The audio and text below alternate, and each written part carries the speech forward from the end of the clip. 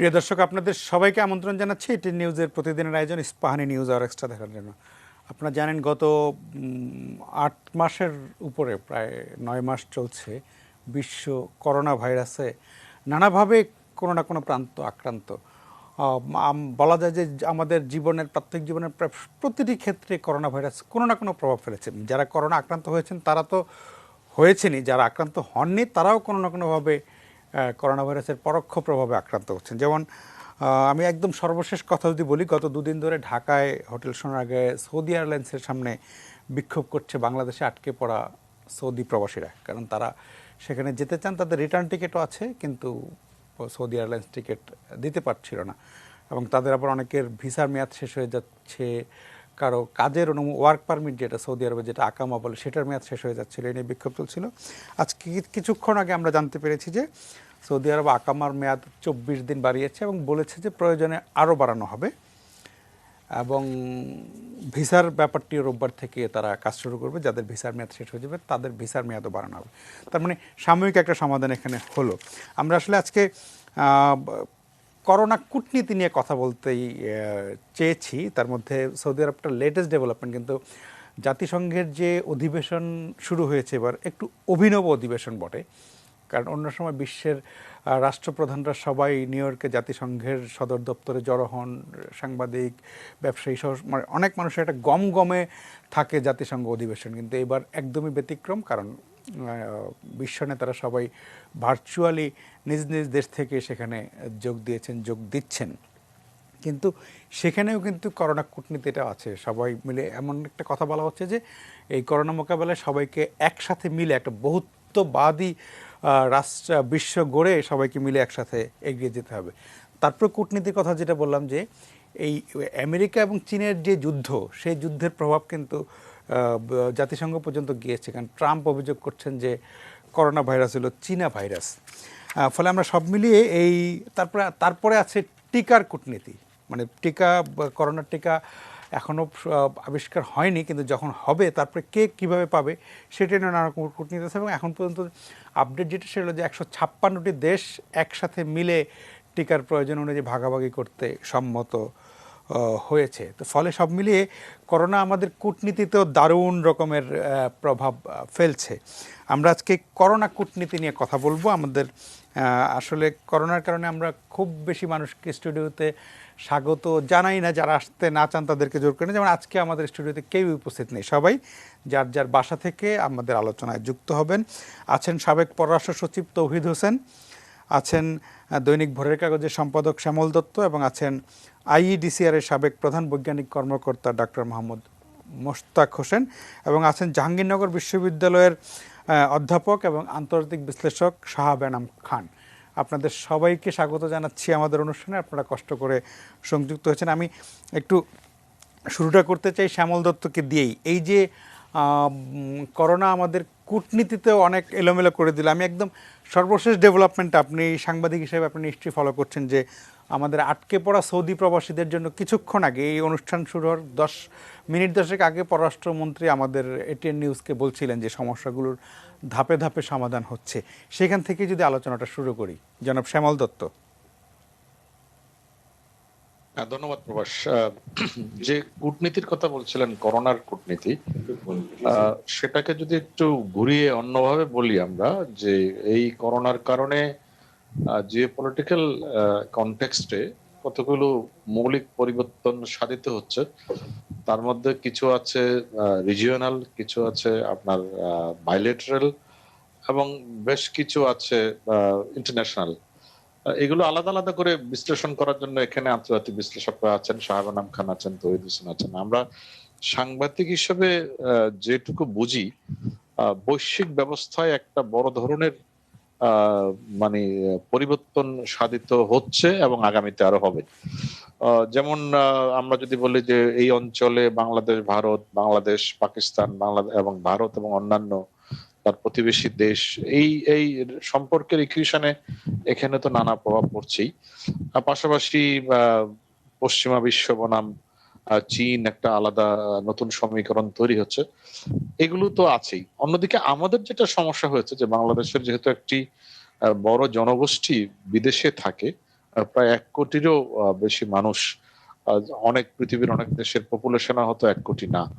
ফলে এই কারণে আমাদের জন্য একটা নতুন চ্যালেঞ্জ নিয়ে এসছে করোনা, যেহেতু যাতায়াত বন্ধ এবং অনেক জায়গায় আপনার বিভিন্ন শিল্প কলকারখানা বন্ধ, ফলে বাংলাদেশের যে শ্রমশক্তি সেটি একটি নতুন চ্যালেঞ্জের মুখে পড়েছে।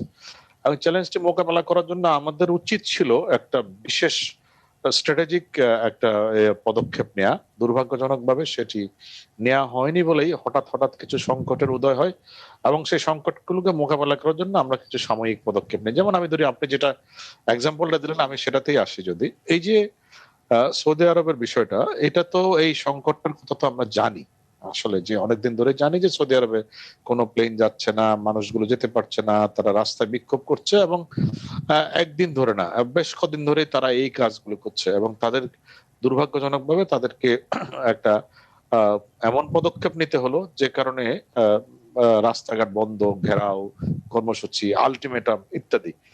অথচ দেখেন, আমরাই আবার তাদেরকে বলি যে এরা হচ্ছে আমাদের রেমিটেন্স যোদ্ধা, এরাই এই করোনার মধ্যেও আমাদের টাকা পাঠিয়েছে, এরাই এই করোনার মধ্যে আমাদের অর্থনীতি সচল রাখাতে একটা গুরুত্বপূর্ণ ভূমিকা রেখেছে। কিন্তু আমরা কি করলাম? আমরা যতক্ষণ পর্যন্ত তারা রাস্তায় নামলো না, ততক্ষণ পর্যন্ত তারা কিন্তু আহ একটা প্রতিবাদের জায়গা থেকে পুরো অবস্থানটি তুলে ধরলো না, ততক্ষণ কিন্তু আমরা তাদের বিষয়গুলো মোকাবেলা করলাম না। এটা খুবই দুঃখের বিষয় আর কি। আমি মনে করি যে আমাদের একটা মিনিস্ট্রি আছে, এটার নাম হচ্ছে প্রবাসী কল্যাণ, এবং আমাদের পররাষ্ট্র মন্ত্রণালয়, যার প্রধান কাজই হওয়া উচিত আসলে এই বিষয়গুলো ডিল করা।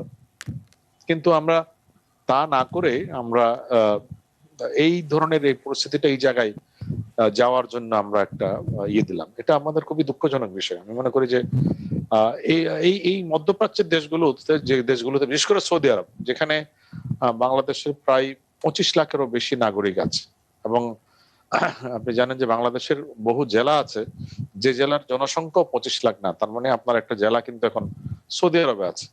ফলে সেই জায়গাটিকে আপনার স্পেশালি দেখার দায়িত্ব, স্পেশালি ডিল করা উচিত। সেটি না করে আমরা করলাম কি, আমরা সৌদি আরব কেন আমাদের প্লেন যেতে দিচ্ছে না, আমরা হুমকি দিলাম আমরাও সৌদি আরবের প্লেন এখানে নামতে দিব না।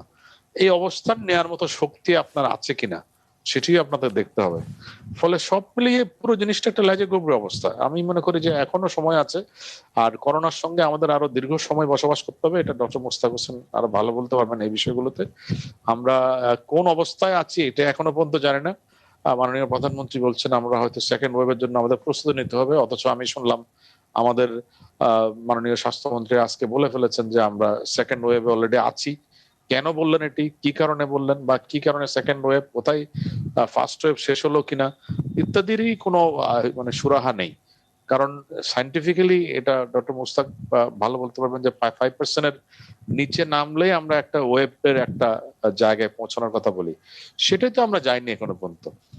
ফলে এই পরিস্থিতির সঙ্গে আমাদের বৈশ্বিক যে সংকটগুলো আছে সেগুলো কিভাবে মোকাবেলা করব, সেটার একটা কৌশল আমাদের ঠিক করা উচিত। আমার ধারণা যে এটি যদি না করি আমাদের কিন্তু সংকট আরো ঘনীভূত হবে, এবং সেই ঘনীভূত সংকট আমাদেরকে একটা এমন বিপর্যয়ের মধ্যে ফেলবে যেটি আসলে তখন আমাদের নাগালের বাইরে চলে যাবে। পৃথিবীর অনেক দেশে ইতিমধ্যে সেকেন্ড ওয়েভ শুরু হয়ে গেছে, এবং সেটির এফেক্ট গিয়ে পড়বে কোথায় আমরা ঠিক জানি না। কারণ সামনে শীত মৌসুম আসছে, বিশেষ করে ইউরোপীয় দেশগুলোতে শীতের সময় ভয়াবহ একটি পরিস্থিতি তৈরি হওয়ার আশঙ্কা আছে, এবং তারা সেইভাবে প্রস্তুতি নিচ্ছে। কিন্তু আমাদের প্রস্তুতি হচ্ছে যে এই সময়টাতে আমাদের কিন্তু অর্থনীতির উপর একটা বড় চাপ আসবে। গার্মেন্টস এর আমরা জানতে পারছিলাম যে ইউরোপীয় দেশগুলোতে আমাদের এক্সপোর্ট আবার বাড়ছিল একটু একটু, কিন্তু সামনে যদি আবার লকডাউন শুরু হয় সে সমস্ত দেশে, বিশেষ করে পশ্চিমা দেশগুলোতে, ইউরোপ এবং আমেরিকায়, তাহলে আমাদের কি হবে, তখন আমাদের জন্য কি প্রস্তুতি, এগুলো নিয়ে এখন থেকে বোধহয় চিন্তা করার সময় এসে গেছে। এগুলো যদি না করি, একদিকে শ্রমশক্তি, অন্যদিকে আমাদের এক্সপোর্ট, দুটোর ক্ষতিগ্রস্ত হবে। তার জন্য এখন থেকে প্রস্তুতি নেওয়া উচিত বলে আমি মনে করি। সৌদি আরবের যে সমাধানটা, আমি মনে করি না যে এটা একটা স্থায়ী সমাধান হচ্ছে 24 দিনে আসলে কিছুই হবে না। আমি আপনাকে বলে রাখি, অনেক বড় সংখ্যক লোক কিন্তু বাংলাদেশে আটকা পড়ছে। কয়টা ফ্লাইট যাবে আসলে, এর মধ্যে কয়জন লোক নিতে পারবেন? ফলে এটাকে একটা ডিপ্লোম্যাটিক একটা রিলেশনশিপের মধ্যে সেটার একটা সমাধান করা দরকার। আমি মনে করি যে এটা এখানে আমরা আরো আমাদের কূটনৈতিক এফোর্ট দিতে হবে, অন্যথায় কিন্তু আমরা সংকটের মধ্যে পড়তেই থাকবো। জি, আপনাকে ধন্যবাদ জনাব তৌহিদ হোসেন। জনাব শ্যামল দত্ত যে স্থায়ী সমাধানের কথা বললেন, যে বাংলাদেশে যারা আটকে পড়া প্রবাসী, তার মধ্যে বিশেষ করে সৌদি আরবের একটা বড় অংশ গত দুদিন ধরে দেখছি যে আমরা তারা রাস্তায় বিক্ষোভ করছে, এবং যেভাবে স্বাস্থ্যবিধি মানার কোনো সুযোগই নেই। একসাথে কয়েকশো মানুষ যখন বিক্ষোভ করবে সেখানে স্বাস্থ্যবিধি মানার মানে আশা করাটাও অনেক দূরের ব্যাপার। তো এই রেমিটেন্স যোদ্ধা যাদেরকে আমরা মুখে বলি, তাদেরকে আমরা যখন এয়ারপোর্টে যাওয়া আসার সময় দেখি তাদের সবচেয়ে কম মর্যাদা বাংলাদেশের এই মধ্যপ্রাচ্য প্রবাসীরা। এই সমস্যার স্থায়ী সমাধান যেটা শ্যামল দত্ত বললেন, সেটার ব্যাপারে আপনার কি কোনো, আপনার দীর্ঘদিনের অভিজ্ঞতা থেকে কোনো পরামর্শ আছে কিনা? ধন্যবাদ।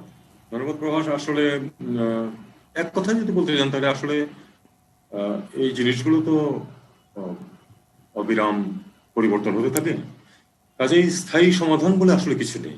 স্থায়ী সমাধান বলে কিছু নেই, তবে সামনে কি আসছে সেটা আমাদের চেষ্টা করতে হবে যেন আমরা বুঝতে পারি একটু আগে ভাগেই, যাতে করে আমরা প্রয়োজনীয় পদক্ষেপ নিতে পারি। এর মধ্যে একটা খুব গুরুত্বপূর্ণ জিনিস যেটা, সেটা হলো যে আমাদের দেশে যেটাকে ইন্টারএজেন্সি কোঅপারেশন বলা হয়,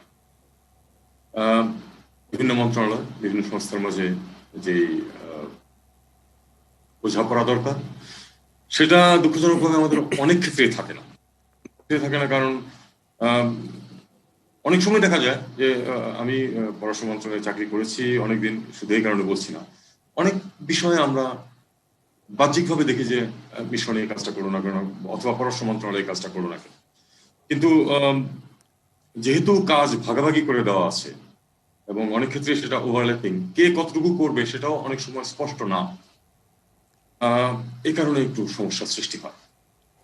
সৌদিদের ব্যাপারে এই যে তারা যেতে পারবে অথবা পারবে না, এটা তো দেখার মূল দায়িত্ব হচ্ছে প্রবাসী কল্যাণ মন্ত্রণালয়, সাথে সহায়তা করবে পররাষ্ট্র মন্ত্রণালয়।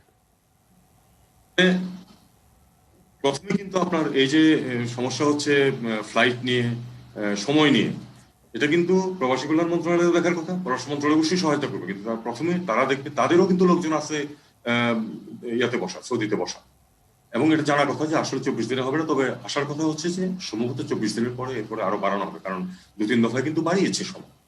আমার বিশ্বাস যে 24 দিনে যখন কাজটা শেষ হবে না, তারাও জানে যে শেষ হবে না, একটা হয়তো চাপ রাখার জন্য কাজটা করেছে, ধাপে ধাপে আরো বাড়বে বলে আমার বিশ্বাস। আর 2-3টা প্রসঙ্গ যেমন আছে যে শুধু সৌদির প্রশ্ন না, সার্বিকভাবেই করোনা নিয়ে প্রচুর পরিবর্তন হবে পৃথিবীতে, এতে কোনো সন্দেহ নেই।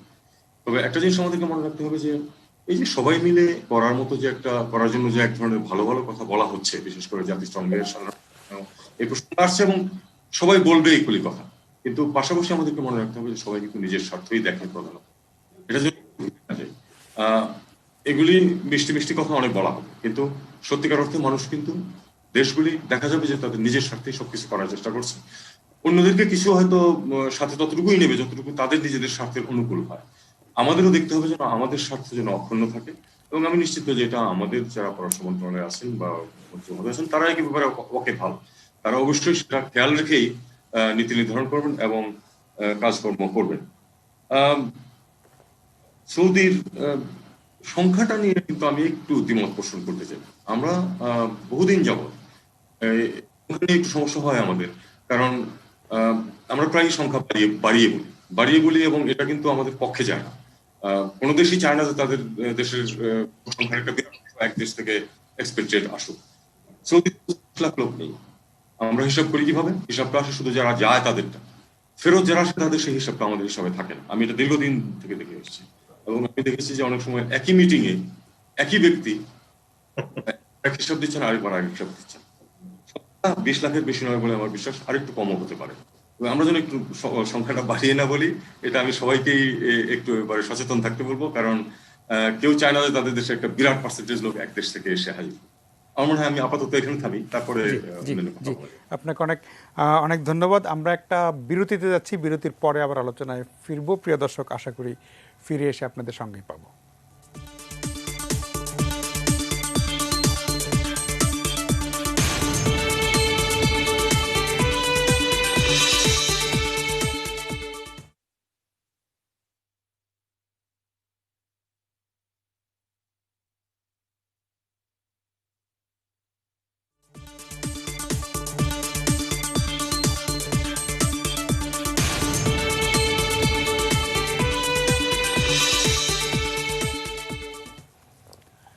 প্রিয় দর্শক, ফিরে এলাম আলোচনায়। কথা বলছিলাম করোনা কূটনীতি নিয়ে। আসলে করোনা আমাদের জীবনের প্রায় প্রত্যেকটি ক্ষেত্রে কোনো না কোনোভাবে প্রভাবিত করেছে।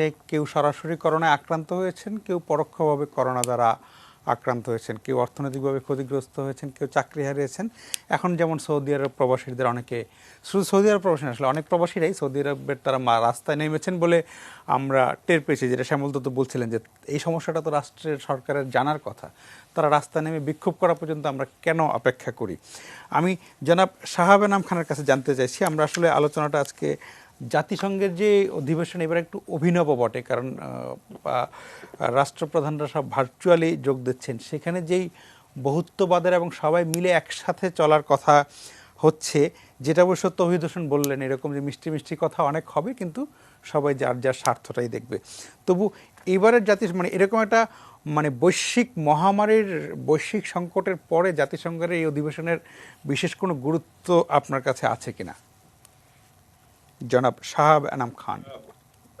ধন্যবাদ প্রভাস দা। আমার প্রথম কথাটা হলো যে জাতিসংঘের যে অধিবেশনটা হচ্ছে এটা গতানুগতিক অধিবেশন। এখানে নতুন একটা ডাইমেনশন এসছে যে ওয়েবিনারের মাধ্যমে, টেকনোলজির মাধ্যমে সবাইকে নিয়ে আসা, ওইটা সাধুবাদ দেওয়া হয়।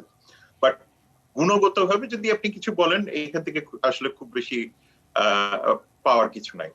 এটা অনেকটাই গতানুগতিক থাকবে। যেটা তৌহিদ স্যার বলছিলেন, খুব একটা ইম্পর্টেন্ট বিষয় আছে যে এই মিষ্টি মিষ্টি কথার পিছে দুইটা ফ্যাক্টর কাজ করতেছে। এখন একটাকে বলা হয় এস্টাবলিশ হয়ে গেছে।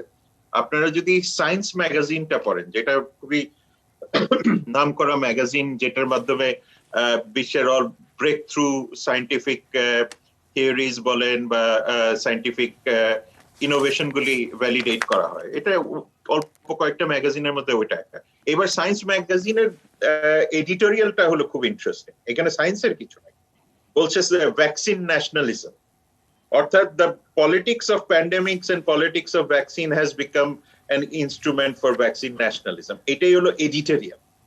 যে কারণে বলা হচ্ছে যে এই ভ্যাকসিন ন্যাশনালিজমের কারণে দুটো ঘটনা ঘটছে।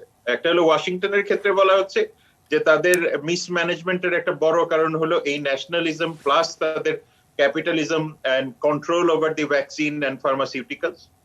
আর দ্বিতীয় জিনিসটা বলা হচ্ছে যে ভ্যাকসিন মাল্টিল্যাটারালিজমে, সেটাতে চীনও খুব একটা ইন্টারেস্টেড না, সেটাতে মার্কিন যুক্তরাষ্ট্র ইন্টারেস্টেড না। ফলে এই যে আপনার আলাপ শুনলাম যে 156 বা 170টা দেশ ভ্যাকসিনের ব্যাপারে ঐক্যমত্যে এসছে, কিন্তু সেই জায়গাতেও বড় প্রবলেমটা রয়ে গেছে যে আসলে ভ্যাকসিন প্রডিউস করার পরে এই ভ্যাকসিনটা ট্রান্সফার হবে কিনা।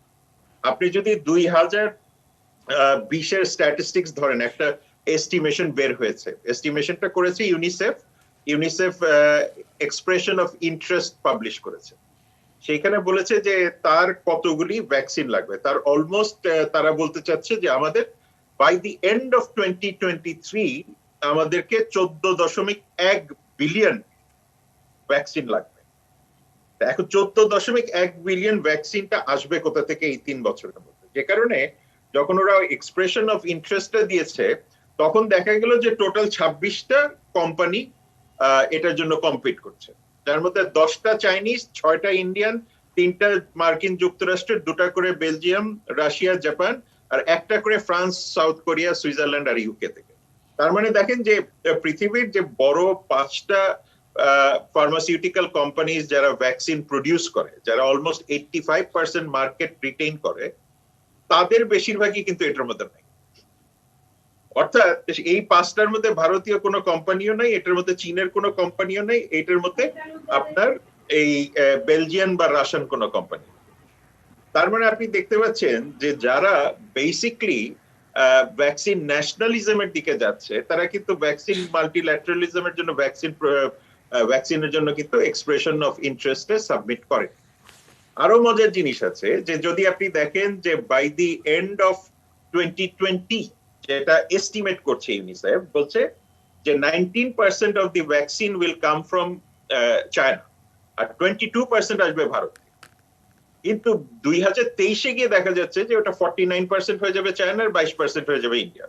তার মানে তারা বলছে যে ইন্ডিয়ার গ্রোথটাও সম্ভব না, এই কারণে যে ইন্ডিয়ার যে নিজস্ব ক্যাপাসিটি, অর্থাৎ ইন্ডিয়ার যে 1.3 বিলিয়ন প্লাস প্লাস প্লাস আছে, অর্থাৎ 2.6 বিলিয়ন, সেই জায়গাতে গিয়েই তার পক্ষে সাপ্লাই দেওয়া সম্ভব না। ফলে আপনি আবার দেখেন একটা বড় রকমের গ্যাপ তৈরি হচ্ছে সাপ্লাই। বাংলাদেশের মেইন প্রবলেমটা হয়ে গেছে যে বাংলাদেশ না হয় রাশিয়া বা চায়না বা অস্ট্রেলিয়া বলেন, ইউকে, যেখান থেকেই পাক না কেন, ভারত থেকেই পাক না কেন, প্রবলেমটা হয়ে গেছে যে এই ভ্যাকসিনের ডিস্ট্রিবিউশনটা বাংলাদেশের ক্ষেত্রে কি। এটা তো অন্যান্য ভ্যাকসিনের মতো না, এই ভ্যাকসিনটাকে -7 ডিগ্রিতে রাখা লাগে, ইত্যাদি ইত্যাদি, অনেক টেকনিক্যাল ফ্যাসিলিটিস আছে। সেই জায়গা থেকে এক রকমের কথা বলা হচ্ছে যে স্টোরেজ আছে কিনা, সাপ্লাই চেইন আছে কিনা, এবং সেটা সকলের কাছে পৌঁছাবে কিনা, এবং এইটার যে ট্রান্সফার হবে এই ট্রান্সফার কস্টটা আসলে আমরা দিতে পারবো কিনা। তো সেই জায়গাতেও কিন্তু আমাদের খুব একটা প্রিপারেশন হয়নি। তো এরকম সিচুয়েশনে আসলে জাতিসংঘ যত কিছুই ডিসকাশন হোক না কেন, স্বাভাবিকভাবেই যে রাষ্ট্রগুলি ভ্যাকসিন প্রডিউসার হবে কিংবা যারা ভ্যাকসিন ন্যাশনালিজমে নিয়ে গেছে, তারা কিন্তু খুব সহজে এই জিনিসটা দিতে চাবে না। সেই ক্ষেত্রে তৃতীয় বিশ্বের দেশগুলো বা আমাদের মতো দেশগুলো কিভাবে এই জায়গাটাতে আসলে প্র্যাগমেটিক্যালি ইন্টারভিন করতে পারবে বা দর কষাকষি করতে পারবে, এইটা আমাদের এখনো দেখার বিষয় আছে। সুতরাং আমরা যতই তাত্ত্বিক কথা বলি না কেন যে আমাদেরকে ভারত দিবে বা চীন দিবে, চীন দিলেও হবে না, এটাকে ডিস্ট্রিবিউশনের কি সিস্টেম হবে সেটাও আমাদেরকে রেডি করতে হবে। অর্থাৎ আপনার একটা ব্যাকবোন বা ফ্রেমওয়ার্ক তৈরি করতে হবে। এটা গেল একটা বিষয়। দ্বিতীয় বিষয় যেটা আসতেছে সেটা হলো যে এই ভ্যাকসিনের ক্ষেত্রে আমাদের যে পভার্টি লেভেলটা, গ্লোবাল পভার্টি লেভেলটা 37 million people 1.9 a day poverty level থেকে নেমে গেছে শুধু এক মাসে। তার মানে এটা কন্টিনিউ করতে থাকবে। ফলে আপনি যখন এই কন্টিনিউটা দেখবেন তখন এসেনশিয়ালি প্রবলেমটা হবে যে শুধু বাংলাদেশের জন্য, অর্থাৎ যে জব মার্কেটের যে একটা রিপল ওভার এফেক্ট আছে, সৌদি আরবিয়া বলেন বা কুয়েত বলেন বা অন্যান্য যে দেশ থেকে আমাদের রেমিটেন্স আসে, সেই জায়গাতেও কিন্তু একটা বড় রকমের কাজের ধস আসবে। এখন আমরা যে রেমিটেন্সটা নিয়ে খুব খুশি, যে রেমিটেন্সের নাম্বার বেড়ে গেছে, সংখ্যা বেড়ে গেছে, এটার দুইটা ফান্ডামেন্টাল কারণে বেড়েছে। একটা হলো সেভিংস গুলি ফিরে আসছে মিডল ইস্ট থেকে, আর দ্বিতীয় যে জিনিসটা ঘটছে যে গভর্নমেন্ট একটা প্রণোদনা দিচ্ছে, which is a very good thing. ওই গভর্নমেন্ট প্রণোদনার কারণেও কিন্তু মানুষ অনেক ফেরত পাঠাচ্ছে। ফলে এই জায়গাতে রেমিটেন্সটা বাড়লেও যারা পাঠাচ্ছেন তাদের যে সেভিংস বা তাদের যে ইনকাম সোর্সেস গুলি, সেই জায়গা কিন্তু ভালনারেবল হয়ে গেছে। ফলে এই জায়গাতেও আমাদের চিন্তা করতে হবে, এটা শুধুমাত্র ফরেন মিনিস্ট্রির কাজ না, ইনফ্যাক্ট এটা ফরেন মিনিস্ট্রিরই কাজ না, এটা এসেনশিয়ালি কাজটা হলো এক্সপ্যাট্রিয়েট মিনিস্ট্রি। এখানে আপনার আরো ফিনান্স মিনিস্ট্রি ইত্যাদি ইত্যাদি যে মিনিস্ট্রি আছে, তাদের যে প্রণোদনাগুলি তৈরি করতে হবে, এইগুলির সুষম বন্টন, টার্মটা হলো সুষম বন্টন, অর্থাৎ বন্টনটা সুষম ভাবে হচ্ছে কিনা। আর লাস্ট যে জিনিসটা থাকে সেটা হলো যে এই যে গ্লোবাল মাইগ্রেশনের ক্ষেত্রে একটা বড় রকমের প্রোটেকশনিজম আসবে, অলরেডি আসা শুরু হয়েছে। একটা বড় প্রোটেকশনিজম সেটা হলো কান্ট্রি ইমেজের ক্ষেত্রেও বলেন যে আমরা ফেক করোনা ভাইরাসের সার্টিফিকেট দিচ্ছি যে কারণে উড়োজাহাজ থেকে মানুষকে নামতে দেয় না, সেটাই বলেন। বা আপনি ন্যাশনালিস্ট রাইস যেটা হচ্ছে, ইভেন আপনি গত 3-4 বছর যদি আমরা পর্যালোচনা করি ইউরোপের ক্ষেত্রে, ইউরোপে দেখবেন কিন্তু একটা লেফটিস্ট রাইস কিন্তু হচ্ছে, আলট্রা ন্যাশনালিজম ফিরে আসছে, এবং যে কারণে ইভেন ইউরোপিয়ান ইউনিয়নের মতো সুপ্রা ন্যাশনাল ইনস্টিটিউশন সেটাও কিন্তু একটা ধাক্কার সম্মুখীন হয়েছে। তো এই বীজগুলি আগে ছিল, এখন ওই করোনার কারণে এই বীজগুলি কিন্তু বাড়বে। সুতরাং আমরা যে মাইগ্রেশন নিয়ে এত কথাবার্তা বলছি, এই মাইগ্রেশনটা এই প্রোটেকশনিস্ট টাইমে কি দাঁড়াবে, সেটা যে শুধুমাত্র ফরেন মিনিস্ট্রির কাজ না, এটা একটা একেবারে ইন্টিগ্রেটেড ভাবে জিনিসগুলি তৈরি করতে হবে, ইন্টারভিউ করতে হবে। জনাব মুস্তাক হোসেন, যেখানে শেষ করলেন শাহাব এনাম খান, উনি যেটা বললেন যে ভ্যাকসিন ন্যাশনালিজম, এবং সামনে এটা খুবই একটা গুরুত্বপূর্ণ ইস্যু হবে বলে ধারণা করা হচ্ছে যে ভ্যাকসিন যখন আবিষ্কার হবে তখন কে আগে পাবে, সেটা বড়লোক আগে পাবে না গরিব আগে পাবে, আমেরিকা আগে পাবে না বাংলাদেশ আগে পাবে, তৃতীয় বিশ্ব, অনুন্নত বিশ্ব, সব মিলে একটা খুবই জট পাকানো অবস্থা হবে বলে এখন থেকে আশঙ্কা করা হচ্ছে। যদিও একটা জোট করার চেষ্টা হচ্ছে যাতে সবাই মিলে একটা সমতার ভিত্তিতে বন্টনটা হয়। ইতিমধ্যে 156টি দেশ সম্মত হয়েছে, কিন্তু আমার আশঙ্কা যে আবিষ্কার হয়ে যাওয়ার পরে এই সব নিয়মকানুন থাকবে নাকি সবাই যার যার মতো প্রভাব খাটিয়ে তার মতো নিয়ে, আমি ঠিক জানি না। আপনার কি ধারণা, বাংলাদেশ এখান থেকে সবচেয়ে সুবিধাজনক ব্যবস্থাটা কিভাবে নিতে পারে, কিভাবে টিকা পেতে পারে, ডিস্ট্রিবিউট করতে পারে, সে ব্যাপারে আপনার মতামত কি জনাব মুস্তাক হোসেন? হ্যাঁ, ধন্যবাদ। প্রথমে একটা বিষয় বলি, যেটা ভুলে যাব। যারা সাহায্য করলেন তাদের সক্ষমতা নেই, আমি একমত না। প্রতি বছর আমাদের ইপি তারা হাজার হাজার লক্ষ ডোজ টিকা দেয়। মিজলসের টিকা রাখতে হয় বেশ ঠান্ডা জায়গায়, সেখানে -20 প্রত্যেকটা জেলায়, অধিকাংশ জেলায় আমি বলবো গোডাউন করা আছে, যেখানে এই হামের টিকাটা রাখা হয়েছে। 3টা নেশন ওয়াইড ক্যাম্পেইন করা হয়েছে। হ্যাঁ, ডব্লিউএইচও সহযোগিতায় করা হয়েছে। এখন ডব্লিউএইচও সহযোগিতা পাবো কিনা সেটা অন্য কথা। আমাদের কারিগরি জ্ঞান এবং স্কেলেটন যে কাঠামো সেগুলো আছে, এগুলো হয়তো 10 গুণ বাড়াতে হবে। আমাদের জনবল 10 গুণ প্রয়োজন হবে, 20 গুণ প্রয়োজন হবে। সেটা এখন যারা অভিজ্ঞ জনবল আছে, ইপিআইতে আছে, স্বাস্থ্য দপ্তরে আছে, স্থানীয় পর্যায়ে যারা স্বেচ্ছাসেবকের কাজ করেন, যখন জাতীয় ভিত্তিক এনআইডি হয়, ন্যাশনাল ইমিউনাইজেশন ডে, তখন লক্ষ লক্ষ ভলান্টিয়াররা কাজ করে, ওদেরকে ট্রেনিং দেওয়া হয়। এই কাজগুলোর জন্য এখন বৈঠক হচ্ছে, সেই বৈঠকগুলো আরো ত্বরান্বিত করা দরকার এবং কত টাকা লাগবে সেই টাকাগুলো কিন্তু খরচ করতে হবে বাংলাদেশ সরকারকে। এটা বিদেশের আশায় বসে থাকলে আমাদের সেক্ষেত্রে হতাশ হয়ে থাকতে পারে। কাজে সক্ষমতা আমাদের নেই তা না, এই ভুলটা করার কারণে আমাদের প্যান্ডেমিক যদি প্রসঙ্গে কতটুকু হবে, এই প্যান্ডেমিক মোকাবেলা করবার জন্য 2007 সাল থেকে স্বাস্থ্য বিভাগের মধ্যে আইডিসিআর এবং রোগ নিয়ন্ত্রণ শাখা ডিজি হেলথের, তারা কিন্তু প্রতি বছর বিভিন্ন প্রশিক্ষণ নিয়েছে। বিলিয়ন মিলিয়ন ডলার খরচ আইডিসিআর ল্যাবরেটরিকে তৈরি করেছে ডব্লিউএইচও, যেন এই প্যান্ডেমিকে তারা টেস্ট করতে পারে। যখন প্যান্ডেমিকের পরিসর অনেক বেড়ে গেল, এটাকে কেন্দ্র করে সক্ষমতা বাড়ানো দরকার ছিল। সেটা না করে কন্ট্রাক্টরদেরকে দিয়ে এই ল্যাবরেটরি কাজ করাবার চেষ্টা করা হলো, কন্ট্রাক্টরদেরকে দিয়ে কন্ট্রাক্ট ট্রেসিং করার চেষ্টা করা হলো। এপিডেমিওলজিক্যাল কাজ মানে নন প্রফেশনালদের করার চেষ্টা করার ফলে লেজে গোবরে হয়ে গেছে। যাই হোক, তো টিকার বিষয়ে আমি বলবো, যারা বাংলাদেশে টিকা বিতরণ, টিকা প্রয়োগ তার অভিজ্ঞতা আছে, তাদেরকে কেন্দ্রে রেখে আমাদের অবশ্যই এমনকি 50 গুণ পর্যন্ত সক্ষমতা বাড়াতে হবে, যদি আমরা সেই পরিমাণ টিকা বাংলাদেশে পাই বিনামূল্যে, স্বল্প মূল্যে অথবা দাম দিয়ে।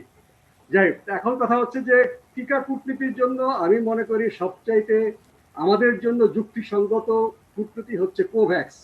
বিশ্ব স্বাস্থ্য সংস্থা যেখানে 170টা দেশ যোগদান করেছে, 156 দেশ চুক্তি করেছে, যারা টিকা কিছু না কিছু উৎপাদন করার সক্ষমতা আছে, সেখানে বাংলাদেশ অলরেডি গাভির মাধ্যমে কিছু চাঁদাও দিয়েছে। সেটা আমাদের সবচাইতে জোর দিতে হবে এবং এটা একটা আন্দোলন, ঠিকই বলেছে যে বিশ্বব্যাপী একটা আন্দোলন। বিশ্ব স্বাস্থ্য সংস্থা বলেছে যে যত বিলিয়ন ডোজ দরকার হবে, প্রত্যেকটা দেশে যারা ফ্রন্ট লাইনার আছে সেই জনসংখ্যার শতকরা 2 ভাগ টিকা যেন সব দেশে একসঙ্গে পায়। তারা বলেছে যে nobody is safe until everybody is safe, মানে সবাইকে যদি আমি নিরাপদ করতে না পারি, আমরা কেউ নিরাপদ থাকবো না। এটা একটা আন্দোলনের বিষয়, এটা হলো আমাদের আদর্শের কথা। কিন্তু এর পাশাপাশি আমাদের কি কি প্রস্তুতি নেওয়া দরকার? প্রথম হচ্ছে আমাদের নিজের দেশে আমাদের কোনো কোম্পানি যদি টিকা আবিষ্কারের চেষ্টা করছে, আমরা দেখেছি গণমাধ্যমে, তাদেরকে সাহায্য করা। যদি টিকা আবিষ্কারটা সফল নাও হয়, এই টিকা আবিষ্কার করার চেষ্টা করতে গিয়ে আমাদের অনেকগুলো সক্ষমতা বাড়বে। দ্বিতীয় হচ্ছে ভ্যাকসিন ট্রায়াল করা। ইতিমধ্যে চীনের সাথে একটা কোম্পানি, এখনো শুরু হয়নি, অনুমতি হয়েছে। চীনের আরো একটি কোম্পানি চেষ্টা করছে এখানে ভ্যাকসিন ট্রায়াল করবার জন্য। এই ভ্যাকসিনের ট্রায়াল যখন করব, তখন এই যে কোল্ড চেইন মেনটেন করা, তারপরে জনবল তৈরি করা, কিভাবে বিলি হবে তালিকাটা করা, যেটা আমরা 2009 সালে প্যান্ডেমিক ইনফ্লুয়েঞ্জা সোয়াইন ফ্লু নামে খ্যাত তখন আমরা করেছি, সেই অভিজ্ঞতাটা আছে। কাজে ভ্যাকসিন ট্রায়াল যদি করি, একদিকে আমাদের জনগোষ্ঠীর জন্য ভ্যাকসিনটা কতটুকু উপযোগী, যদি সেই ট্রায়ালটা সফল হয়, তাহলে আমরা খুব দ্রুত সেটা প্রয়োগ করতে পারবো, পয়সা দিয়ে কিনে হোক বা বিনা পয়সা হোক, স্বল্প মূল্যে। আর একটা হচ্ছে যে লজিস্টিক্স অ্যারেঞ্জমেন্ট, সাংগঠনিক অ্যারেঞ্জমেন্টটা আমরা করে ফেলতে পারবো এবং কত টাকা খরচ হতে পারে, কোন জায়গা থেকে আসবে সেটা। আর পাশাপাশি আমি যেটা বললাম যে আদর্শ ভিত্তিক ব্যবস্থা হচ্ছে কোভ্যাক্স, জাতিসংঘ, বিশ্ব স্বাস্থ্য সংস্থা, গাভি অ্যালায়েন্স এবং সেপি, ইউনিসেফও যোগ হয়েছে, তাদের সাথে করবো। কিন্তু পাশাপাশি যদি সেটা কাজ না করে, একটা আশঙ্কা তো থাকে যে মার্কিন যুক্তরাষ্ট্র বলেছে যে তারা ডব্লিউএইচও যেখানে আছে তারা সেখানে কোনো কাজ করবে না, এই জন্য ইউনিসেফ আসছে। চীন আবার পাল্টাপাল্টি ব্যবস্থা, চীন মনে করছে ডব্লিউএইচও এর ব্যবস্থাপনা অনেক আমলাতান্ত্রিকতা আছে। চীন চেষ্টা করছে আফ্রিকা, ল্যাটিন আমেরিকা এবং এশিয়ার যারা গরিব দেশ, তাদেরকে তারা কত দ্রুত 2% টিকা দেওয়া যায় কিনা স্বল্প মূল্যে, তারা তার নিজস্ব পরিকল্পনা করছে, এটা বিশ্ব স্বাস্থ্য সংস্থাকে এড়িয়ে গিয়ে। এক্ষেত্রে আমাদের দ্বিপাক্ষিক যে অ্যাভিনিউ গুলো খোলা রাখতে হবে। আমি অ্যাডভান্স টাকা দিয়ে কেনার পক্ষপাতি না, কারণ টাকাটা যদি খোয়া যায়, মানে খোয়া যাবে না হয়তো, কিন্তু যাদেরকে আমি অ্যাডভান্স টাকা দেবো তাদের টিকা যদি সফল না হয় তখন তো সেই টাকাটা উঠিয়ে আনতে সমস্যা। সময় আমি লাগবে। অবশ্য অর্থনীতিবিদ নই, এগুলো জানি না, সময় লাগবে। কাজেই টাকা না দিয়ে অন্য কোনো ভাবে চীন, রাশিয়া, ভারত, ব্রিটেন, আমেরিকা বাংলাদেশের টাকা নেবে কিনা জানি না, বা ব্রিটেন নেবে কিনা, এই দ্বিপাক্ষিক অ্যারেঞ্জমেন্ট গুলো আমাদের করে রাখা উচিত। তবে এটা নির্ভর করে বাংলাদেশ যদি আমরা বৈজ্ঞানিকভাবে টিকা উৎপাদনের বিষয়ে আমরা এগিয়ে থাকি, তাহলে হয়তো এমন একটা সম্ভাবনা আছে আমাদেরকেই হয়তো কোনো একটা কোম্পানি আমাদের উৎপাদন করবার জন্য অনুমতি দেবে যে তোমরা এখানে উৎপাদন করে দক্ষিণ এশিয়ার দেশগুলোতে সাপ্লাই দাও। যদিও আমাদের পাশে ভারত, তাদের উৎপাদন করার প্রচুর সক্ষমতা আছে, কিন্তু ভারত তাদের নিজস্ব জনসংখ্যার জন্যই সেই উৎপাদন করে কুলাতে পারবে না। আমাদের সরকারি সংস্থা আইপিএস সহ যে দু একটি কোম্পানি আছে, আরব কোম্পানি, তারা সক্ষমতা অর্জন করছে, সেগুলো প্রস্তুত করা দরকার। তাহলে আমাদের এখানে টিকা তৈরি করে আমরা আমাদের প্রতিবেশী দেশগুলোতে যারা টিকা উৎপাদন করতে পারবে না সেটা করতে পারবে। তবে সবগুলোর ভিতরে কথা আছে যে অনেকগুলো যদি, অনেকগুলো কিন্তু। টিকা যদি আমরা সফল হয়, যেমন এফডিএ বলেছে, মার্কিন যুক্তরাষ্ট্রের সংস্থা, সেই টিকাকেই তারা অনুমোদন দেবে যারা অন্তত পক্ষে 50% কার্যকরী। অর্থাৎ আপনি 100 জনকে টিকা দেবেন, 50 জনের দেহে সেটা কাজ করবে, 50 জনের তারা করোনা আক্রান্ত হবে। তাহলে আমাদের সাধারণ স্বাস্থ্যবিধি মেনে চলা, এটা কখনোই কিন্তু আমরা ভুলে যেতে পারি না। এবং এমনকি যারা টিকা পাবেন তারা যদি করোনা ভাইরাস দ্বারা সংস্পর্শে আসেন, তারা নিজেরা হয়তো করোনা আক্রান্ত হবে না, কিন্তু তারা করোনা ক্যারিয়ার হিসাবে কাজ করবেন। অর্থাৎ তার হাতে যদি করোনা ভাইরাস লেগে থাকে হাঁচি কাশি কারো থেকে, সেটা যদি আমি তার হাতে হ্যান্ডশেক করি, আমি কিন্তু করোনা আক্রান্ত হব। কাজে টিকার পাশাপাশি আমি এই মেসেজটা দিতে বলবো যে কোনো অবস্থাতেই যে আমরা মাস্ক ব্যবহার করা, বাইরে গেলে হাঁচি কাশি নাক মুখ ঢেকে দেওয়া, সাবান দিয়ে হাত ধোয়া ঘন ঘন, এবং শারীরিক দূরত্ব বজায় রাখা, পৃথিবী থেকে করোনা ভাইরাসের নিয়ন্ত্রণ না হওয়া পর্যন্ত মহামারী, আমাদের এগুলো কোনোভাবেই আমাদের শিথিল হওয়া চলবে না। সেখানেও ইনভেস্টমেন্ট দরকার, সেখানেও কমিউনিটি ভিত্তিক কাজ দরকার, সেটা অন্য প্রসঙ্গ। কাজে টিকার বিষয়ে আমি মনে করবো আন্তর্জাতিক রাজনীতি, আন্তর্জাতিক কূটনীতি খুব একটা ভালো অবস্থায় নেই। ভারসাম্য যেটা ছিল সেটা নষ্ট হয়ে নতুন ভারসাম্য হচ্ছে। সেই নতুন ভারসাম্যে কে কোন পজিশন নিবে, কে কতটুকু আমরা সাহায্য পাবো, কতটুকু বন্ধুত্ব আমাদের মধ্যে আছে, এটা কিন্তু তহিদ ভাই আছেন পররাষ্ট্র বিষয়ে আরেকদিন কাজ করেছেন, এখন তিনি এই বিষয়ে গবেষণা করছেন, ছাত্র পড়াচ্ছেন, তিনি ভালো বলতে পারবেন। আমার মনে হয় বাংলাদেশ এখনো পর্যন্ত কোনো দিকে ঝুঁকে পড়েছে সেটা বলা যাবে না, কিন্তু আবার এটার অসুবিধা হলো যে বিপদের দিনে কেউ এগিয়ে আসবে সকল কিছু তুচ্ছ করে, সেটাও কিন্তু সম্ভাবনা থাকে না। কাজেই আমরা যতই বলি যে আমাদের মানে অমুকের সাথে ঐতিহাসিক বন্ধুত্ব, অমুকের সাথে আদর্শগত বন্ধুত্ব ইত্যাদি ইত্যাদি, কাজের সময় দেখা যাবে যে আমাদের জন্য সাপ্লাই বন্ধ করে দিয়েছে। কাজেই এই দিকটি বন্ধ করে আমাদের সব রাস্তা খোলা রাখা উচিত। এবং নিশ্চয়ই আমরা করোনা টিকার কূটনীতি বা করোনা রোগের কূটনীতির বিষয়ে বিশ্ব রাজনীতি থেকে বিচ্ছিন্ন নয়, এই বাস্তবতার দিকে লক্ষ্য রেখে আমাদের কৌশল অবশ্যই আলোচনা করতে হবে, এবং তার সাথে মিলিয়ে আমাদের স্বাস্থ্য ব্যবস্থা, আমাদের জনস্বাস্থ্য ব্যবস্থাগুলো, আমাদের সক্ষমতা যতটুকু ঘাটতি আমরা লক্ষ্য করেছি মার্চ মাস থেকে, সেটি দ্রুত কাটিয়ে উঠতে হবে। আমাদের দেশে যদি করোনা ভাইরাসের সংক্রমণটা 1 লাফে অনেক বেড়ে নাও যায়, আমাদের যে বিশ্বব্যাপী যোগাযোগ ব্যবস্থা পুনঃস্থাপিত হচ্ছে, ইউরোপে করোনা ভাইরাসের সংক্রমণটা আবার বাড়া শুরু করেছে, সেখান থেকে এখানে আসতে পারে। আমরা দেখছি দক্ষিণ পূর্ব এশিয়াতে, ওয়েস্টার্ন প্যাসিফিকে সেখানে আবার বাড়ছে, সেখান থেকে আসতে পারে। এবং মধ্যপ্রাচ্যের কয়েকটা দেশে কিন্তু করোনা ভাইরাস আবার সংক্রমণ শুরু হয়েছে, সেখান থেকে আমাদের এখানে ফ্লাইটের মাধ্যমে, যাত্রীর মাধ্যমে আসতে পারে। কাজে এখানেও কিন্তু রাজনৈতিক বিষয়গুলো আছে। আমরা যোগাযোগ ব্যবস্থা পুনঃস্থাপন করবো বটে, কিন্তু এই স্বাস্থ্যবিধি যদি আমরা কড়াকড়ি ভাবে মেনে না চলি, তাহলে আমাদের দেশেও কিন্তু 1 লাফে করোনা সংক্রমণ বেড়ে যেতে পারে। আমাদের এখনো পর্যন্ত করোনা সংক্রমণটা ধীরে ধীরে বাড়ছে বা কমছে, কিন্তু এই ঝুঁকি রয়েই যায় যে হঠাৎ করে কোনো এক জায়গায় করোনা সংক্রমণে বিস্ফোরণ ঘটতে পারে। এটার প্রস্তুতি, চিকিৎসা ব্যবস্থা, স্বাস্থ্য ব্যবস্থা আগের চাইতে অভিজ্ঞতা বেড়েছে, কিছু সক্ষমতাও বেড়েছে। আমাদের দেশে এখনো পর্যন্ত হাজার হাজার রোগী হাসপাতালে এসে রাস্তার ফুটপাতে গড়াগড়ি খাচ্ছে, এই অবস্থাটা হয়নি।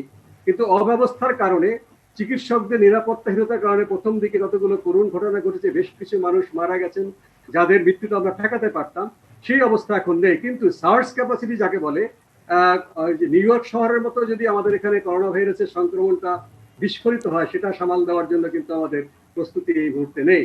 এবং সবচেয়ে বড় কথা, আমাদেরকে এই করোনা ভাইরাস সংক্রমণ প্রতিরোধ করবার জন্য যে জনস্বাস্থ্যের ব্যবস্থা, সেটা আমাদের তৃণমূল পর্যায়ে গিয়ে স্থানীয় সরকার প্রতিনিধি, স্বেচ্ছাসেবক, হাজার হাজার ছাত্র তারা ক্লাস করছে না, তাদেরকে প্রশিক্ষণ দিয়ে যেভাবে যুদ্ধকালীন অবস্থায় দেশের নাগরিকদেরকে সিভিল ডিফেন্স ট্রেনিং দেওয়া হয়, প্রতিরক্ষা ট্রেনিং দেওয়া, সেভাবে এই মহামারীকে সেইভাবে বিবেচনা করে আমরা আমাদের তরুণ যুবক ছাত্রদেরকে যদি আমরা স্বাস্থ্যবিধি মেনে চলার বিষয়ে প্রশিক্ষণ দেই এবং তাদেরকে দিয়ে কমিউনিটিকে অর্গানাইজ করবার জন্য ব্যবস্থা নেই এবং একটা জাগরণ তৈরি করি, নিশ্চয়ই আমাদের দেশকে যদি আমরা করোনা নিয়ন্ত্রণে আছে এটা দেখাতে পারি, আমরা করোনা কূটনীতিতেও জয়ী হব, আমাদের এখানে অনেক ইনভেস্টমেন্ট আসবে, আমাদের অর্থনীতি আরো চাঙ্গা হবে। আর যদি গা ছাড়া দিয়ে আমরা অর্থনৈতিক কর্মকাণ্ড করতে যাই, একটা না একটা জায়গায় আমরা হোঁচট খাবো। দেখুন, মালদ্বীপে করোনা খুব তারা নিয়ন্ত্রণ করেছিল, কিন্তু তাদের অর্থনৈতিক কারণে তারা বর্ডার খুলে দিতে বাধ্য হয়েছে, কারণ পর্যটন তাদের হচ্ছে একমাত্র সেই প্রধান উৎস। এবং বলা বাহুল্য, তারপরে মালদ্বীপে করোনা সংক্রমণ এত বেড়েছে, জনসংখ্যার তুলনায় মৃত্যুর হার আমাদের দক্ষিণ এশিয়ায় সবচেয়ে বেশি এখন মালদ্বীপ, তারপরে ভারত, তারপরে পাকিস্তান, তারপরে বাংলাদেশ।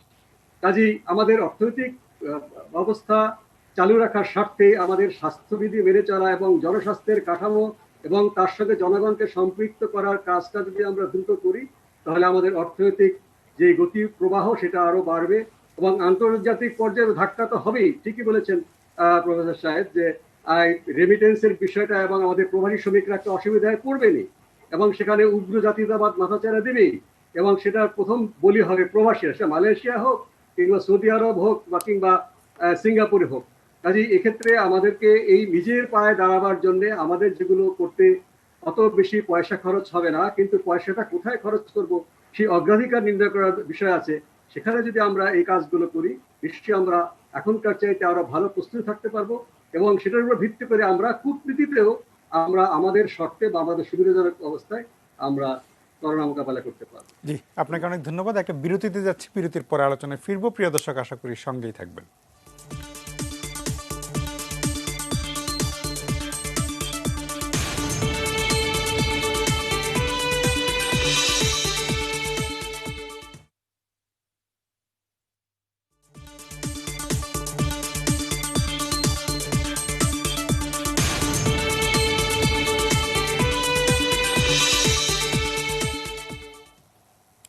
প্রিয় দর্শক, ফিরে এলাম আলোচনা। আমরা কথা বলছিলাম করোনা কূটনীতি নিয়ে। করোনা নানাভাবে আমাদের জীবনকে, শুধু বাংলাদেশ না সারা বিশ্বকে নানাভাবে প্রভাবিত করছে, কখনো নেগেটিভভাবে, কখনো পজিটিভভাবে। জনাব শ্যামল দত্ত, সাবেক পররাষ্ট্র সচিব তৌহিদ হোসেন তার বক্তব্যে বলেছিলেন যে বহুত্ববাদের কথা জাতিসংঘের সাধারণ পরিষদ অধিবেশনে অনেকে বলছেন বটে, কিন্তু আসলে শেষ পর্যন্ত নিজ নিজ স্বার্থটাই আসল, স্বার্থের বাইরে কেউ কিছু করবে না। আমি যদি একদম স্বার্থপরের মতো বলি যে বাংলাদেশের স্বার্থটা কোথায় সবচেয়ে বেশি, সবচেয়ে ভালোভাবে রক্ষা করা সম্ভব, সেই ক্ষেত্রে বাংলাদেশের মানে আপনি তো শুরুতে প্রবাসীদের কথা বললেন, প্রবাসীদের ছাড়াও টিকার কথা আসছে, ভারত এবং চীনের সাথে সম্পর্কের কথা আসছে, এক্সপোর্টের কথা আসবে, রেমিটেন্সের কথা আসছে, সব মিলে বাংলাদেশের স্বার্থটা কীভাবে সবচেয়ে ভালোভাবে রক্ষা করা যায় এই কোভিড সিচুয়েশনে?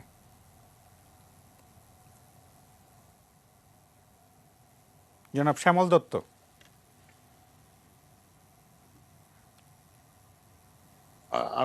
প্রবাস, আমার মনে হয় যে বাংলাদেশের স্বার্থ নিয়ে কারো মাথা ব্যথা আছে এটা আমার মনে হয় না। এটা এই কারণেই মনে হয় না, এমন একটা অদ্ভুত দেশে আছি আমরা। এই দেশে একদিন পেঁয়াজ না আসলে দু দেশের সম্পর্কের মধ্যে এমন একটি টানাপোড়েন তৈরি হয়, মনে হয় যেন আমরা বোধহয় একে অপরের মুখই দেখবো না। এটি এমন একটা জটিল অবস্থার মধ্যে আছি আমরা। আর তার আগে আমি একটু মুস্তাক ভাইয়ের কথাটা বলে নিই। মুস্তাক ভাইয়ের কথা শুনে আমি একটু বেশ হতাশ হয়েছে এই কারণে যে টিকা এই বিষয়গুলো আছে, কিন্তু আমি গত সপ্তাহে এই বৃহস্পতি, শুক্রবার, শনিবার আমি গ্রামে কাটিয়ে এসেছি এবং সেখানে দেখে আমার মনে হয়নি যে বাংলাদেশে করোনা বলতে কিছু আছে। আর ঢাকা শহরে তো দেখলে মনে হয় না। ফলে এই যে মাস্ক, স্যানিটাইজার, সামাজিক দূরত্ব, এই বিষয়গুলো টিকা কবে আসবে জানি না। এটা হ্যাঁ, ডিপ্লোমেসি অমুক ইত্যাদি সবই আছে, কিন্তু আদৌ বাংলাদেশ পর্যায়ে টিকা পৌঁছতে যে কতদিন সময় লাগবে তার কোনো নিশ্চয়তা নেই। এক, দ্বিতীয়ত আমাদের এই করোনা কবে যাবে তারও কোনো নিশ্চয়তা নেই। অলরেডি ইউরোপের দেশগুলোতে সেকেন্ড ওয়েভ শুরু হচ্ছে, আমাদের এখানে কি সেকেন্ড না ফার্স্ট এটাও বুঝতেছি না। আজকে আমরা একটা হেডিং করেছি যেটা কালকে পত্রিকায় বেরোবে, যে তরঙ্গ নিয়ে বিভ্রান্তি। আমরা কোন তরঙ্গে আছি, প্রথম তরঙ্গ না দ্বিতীয় তরঙ্গ, সেটাও বুঝতে পারছি না। ফলে এই যে যে জায়গাগুলোতে আমরা অ্যাড্রেস করতে পারতাম, যেমন ধরুন এই যে সামাজিক দূরত্ব, মাস্ক, স্যানিটাইজার ইত্যাদি ইত্যাদি, সেটা তো আমরা ওইদিকে যাই নেই, এখন আর যাচ্ছিও না, এবং ওদিকে আমাদের চিন্তাও নেই। গতকাল আপনি জানেন সরকারের নীতি নির্ধারক পর্যায়ে সিদ্ধান্ত হয়েছে যে অর্থনীতি সচল রেখে, সবকিছু ঠিকঠাক রেখে তারপর করোনা মোকাবেলার জন্য। আপনি কি রাস্তাঘাট, বাজার ঘাট, এই যে বাংলাদেশের ঢাকা শহরের পরিবহন, এগুলো দেখে মনে হয় আদৌ যে বাংলাদেশে করোনা বলতে কিছু আছে? ফলে কোন জায়গাতে গিয়ে কখন, আমি কিছুটা আশঙ্কাও করছি যে যেটা ডক্টর মোস্তাক হোসেন বলেছেন, যে কখন আবার একটা বিস্ফোরণের মতো জায়গায় যাবে সেটাও জানে না। হ্যাঁ, এটা ঠিক যে আমাদের চিকিৎসার জায়গাতে কিছু উন্নতি হয়েছে, আর বাকি কোথাও কিন্তু কিছু হয়নি, না ম্যানেজমেন্টে না অন্যান্য জায়গায়। ফলে এই এই জায়গাতে আমার মনে হয় না টিকা আদৌ আমরা কবে পাবো আমাদের মতো দেশে। আর মানুষের মধ্যে টিকা নিয়ে আমার খুব একটা আগ্রহ আছে বাংলাদেশে, অন্তত বৃহত্তর জনগোষ্ঠীর মধ্যে। আমাদের মতো শিক্ষিত মধ্যবিত্ত বা চিন্তাশীল জনগোষ্ঠী যাদেরকে বলা হয়, তাদের মধ্যে হয়তো থাকতে পারে, বাট সাধারণ মানুষের মধ্যে এই নিয়ে কোনো, আমি গ্রামে গঞ্জে কথা বলে দেখেছি, ভাই করোনাটা জিনিসটাই তো বাংলাদেশে আসবে না, আমার এরকম একটা ধারণা, পারসেপশন এরকমের। জি ফলে সেই জায়গাটি থেকে আমার মনে হয় না, এবং সরকারেরও তাই, সরকারের নীতি নির্ধারক পর্যায়ে দেখেন আপনি সবকিছু আপনি খুলে দিয়েছেন, আর শুধু স্কুল কলেজ ছাড়া বাকি তো সবই খোলা। অফিস ঘাট, রাস্তাঘাট, দোকানপাট, মার্কেট, ট্রান্সপোর্ট, ট্রেন, বাস, সবই খোলা, খালি বিদেশের সাথে যোগাযোগটি বন্ধ। ফলে এখানে কি অবস্থায় কি হবে আমি ঠিক জানি না। ফলে ওই চিন্তা না করাই ভালো আমার মনে হয়। এখন আমাদের এর সঙ্গে বসবাস করার একটা অভ্যাস আমাদের নিজেদের মধ্যে তৈরি হয়ে গেছে অলরেডি, এবং সেটা আমাদেরকে কোথায় নিয়ে যাবে সেটাও আমরা ঠিক বুঝতে পারছি না। আর উন্নত দেশগুলো আমাদেরকে, এই গরিব দেশগুলোকে, আমাদের মতো দেশ যারা আমরা অঙ্কের ইয়ের মধ্যে থাকি, মানে নানা রকমের সহযোগিতার মধ্যে থাকি, তাদের তো বলার বয়সও নাই। এখন ধরুন এই যে সৌদি আরব, যেটা আমরা আলোচনা শুরুতে বলছিলাম, এখন মানুষ যাওয়ার জন্য অস্থির হয়ে গেছে সেখানে। আমি জানি না সেখানে এইসব দেশ থেকে কি হবে। এর মধ্যে আবার শুনলাম রোহিঙ্গা শরণার্থীদের ফেরত পাঠানোর জন্য আপনার সৌদি আরব এক ধরনের চাপ প্রয়োগ তৈরি করছে। এই সব জটিলতার মধ্যে আগামীতে শীত মৌসুমে আমাদের পরিস্থিতি কোথায় গিয়ে দাঁড়াবে সেটা নিয়ে আমরা কিন্তু এক ধরনের আশঙ্কার মধ্যে আছি। এবং সেটা মোকাবেলা করার জন্য আপনি একটু আগে যে মিছিল দেখাচ্ছেন, এখন দেখেন এখানে কোনো কি সামাজিক দূরত্বের কোনো বালা আছে, কারো মুখে কোনো মাস্ক আছে? সুযোগই নেই আসলে। সুতরাং এই সুযোগই নাই। ফলে এর মধ্যেই আমাদের বসবাস করার একটা রীতি গড়ে উঠছে, অভ্যাস গড়ে উঠছে। আমার ধারণা হয়তো এরকমই থাকতে হবে আমাদেরকে। এই এক ধরনের ইমিউনিটি বলি না, যাই বলি না কেন, হয়তো গড়ে উঠবে আমাদের মধ্যে, এটা হয়তো গড়ে উঠেছ। আপনি দেখেন এই মুহূর্তে প্রতিদিন 20, 30, 40, 50 জন লোক মারা যাচ্ছে, যেটি আগেও মারা যেত। সংক্রমণের হারও একই রকম রয়ে গেছে, আবার জনজীবনও স্বাভাবিক। ফলে এই ধরনের একটা দ্বৈত পরিস্থিতির মধ্যে কিন্তু আমরা আছি। এই মধ্যে টিকা কবে আসবে এবং সেই টিকা বাংলাদেশের মানুষের শরীরে প্রয়োগ হবে এবং তার মধ্যে ভারসাম্য হবে, এটি আমি মনে করি না আদৌ। এটি বাংলাদেশ পর্যন্ত বোধহয় এই টিকার ঢেউ বাংলাদেশের সাধারণ মানুষের শরীরের মধ্যে পৌঁছাবে, সেটা আমি আশাও করছি না। এটি বোধহয় অনেক অনেক আমাদের জন্য অনেক লম্বা পথ আসলে। জি, আপনাকে অনেক ধন্যবাদ জনাব তৌহিদ হোসেন। আপনার প্রারম্ভিক বক্তব্যের ওই লাইনটি, মানে এই অনুষ্ঠান আলোচনা করতে করতে আমার মাথায় খেলছিল। আপনি বলছিলেন যে মিষ্টি মিষ্টি বহুত্ববাদের কথা, সবাইকে নিয়ে একসাথে চলার কথা অনেক বলা হবে, কিন্তু নিজ নিজ স্বার্থটাই আগে। আমি মানে সম্প্রতি বিশ্বের বিভিন্ন জায়গায় জাতীয়তাবাদ আবার একটু মানে অনেক বেশিভাবে চাঙ্গা হয়েছে, কিন্তু এই সবাইকে মিলে একসাথে নিয়ে বিশ্ব চলার একটা চেষ্টা তো ছিল কিছুদিন আগে। হঠাৎ করে আমরা একদম সবাই আবার এত স্বার্থপর হয়ে গেলাম কেন? মানে যদি এই আলোচনার সাথে ঠিক একদম হয়তো সরাসরি প্রাসঙ্গিক না, কিন্তু আপনার এই দাবিটি আমাকে খুব মানে ভাবাচ্ছিল যে মানে হঠাৎ করে আমরা আরও অনেক বেশি এত জাতীয়তাবাদী স্বার্থপর হয়ে যাচ্ছি কেন? এই জায়গাটা একটু আপনার কোনো ব্যাখ্যা বা মানে যেটা ধরেন 30 বছর 40 বছর আগেও এতটা তো স্বার্থপর ছিল না, আস্তে আস্তে আমরা অনেক বেশি কট্টর জাতীয়তাবাদী হয়ে যাচ্ছি সবাই প্রায়, কেন?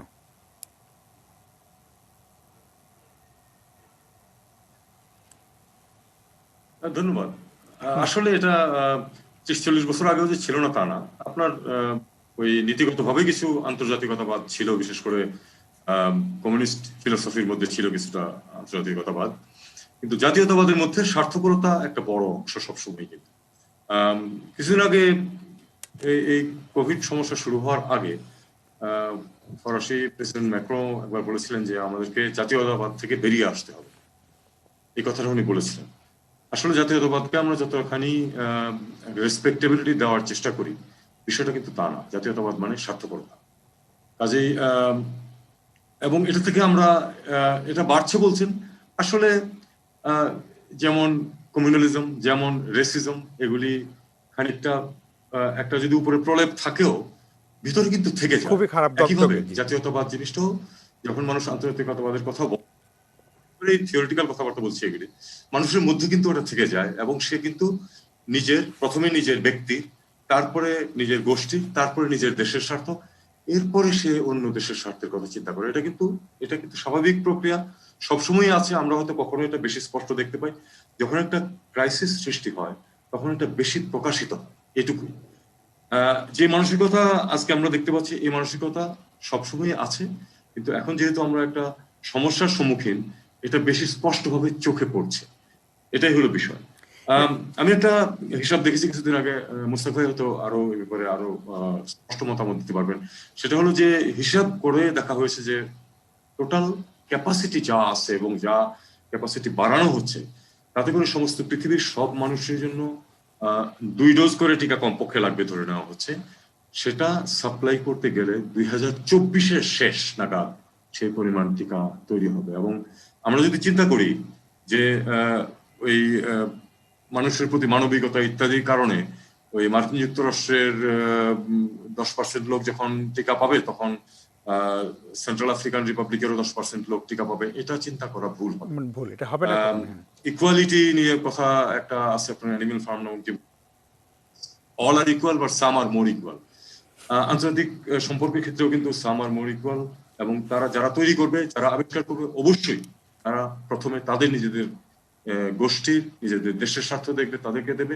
তারপরেই কিন্তু আমাদের মতো দেশ এবং অথবা আমাদের চেয়েও খারাপ অবস্থায় যারা আছে তাদের কাছে টিকা পৌঁছবে। এবং হয়তো একটা ছোট পার্সেন্টেজের কাছে, যেমন 1.5% নিয়ে একটা প্রশ্ন আছে যে বিশেষ করে যারা ওই ফ্রন্ট লাইনে আছেন তাদেরকে দেওয়ার জন্য সমস্ত পৃথিবীতে একটা চেষ্টা করা হবে। এটা হয়তো এটুকু পর্যন্ত হয়তো হবে, কিন্তু সাধারণ মানুষের কাছে, সবার কাছে পৌঁছানোর জন্য সময় লাগবে।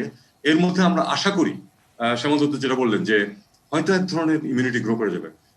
আসল প্রয়োজন ছিল যেটা, সেটা হলো স্বাস্থ্যবিধি মেনে চলা। সেটা আমরা একেবারেই করছি না, পৃথিবীর একটা বড় অংশের মানুষ করছে না, এমনকি মার্কিন যুক্তরাষ্ট্র করছে না। মার্কিন যুক্তরাষ্ট্রের প্রেসিডেন্ট নিজেই তো করছেন না, কাজে অন্যদেরকে আর দোষ দিয়ে লাভ কি? তো এই সমস্যাটা আমাদের আছে। এটা যদি করতাম আমরা, তাহলে হয়তো আমাদের নিয়ন্ত্রণে একটু বেশি থাকতো। কিন্তু এই সম্ভাবনাকে, এই আশঙ্কাকে উড়িয়ে দেওয়া যাবে না যে আমরা আসলে একটা বড় সমস্যায় পড়তে যাচ্ছি। কারণ আমি অন্তত চোখের সামনে দেখতে পাচ্ছি না যে আমরা প্রথম ওয়েভ পার হয়ে গেছি, দ্বিতীয় ওয়েভে যাচ্ছি। আমাদের তো 10%-এর নিচেই নামে নেই সংক্রমণের হার। সেক্ষেত্রে আমার মনে হয় না যে আমরা খুব সহজে এটা থেকে পরিত্রাণ পেতে যাচ্ছি। আমি ওই প্রথম প্রশ্নটাতে আরেকটু সাপ্লিমেন্ট করতে চাই, সেটা হলো যে আমি জাতীয়তাবাদ ভালো বা মন্দ, যাই হোক, জাতীয়তাবাদ আমি মেনে নিলাম, হ্যাঁ অবশ্যই আমি আমার দেশকে, দেশের স্বার্থটাকে সবার আগে দেখব। কিন্তু তারপর নিজেদের স্বার্থটা দেখার পরেও আবার সবাই মিলে একটা ভাবনার সুযোগ থাকে কিনা, তাতে মানে ওভারঅল বিশ্ব বলেন, মানবতা বলেন, সভ্যতা বলেন, তার একটু বেশি উপকার হয় কিনা যদি আমরা নিজেদের স্বার্থটা দেখেও যদি একটু সামগ্রিকভাবে চিন্তা করতে পারি।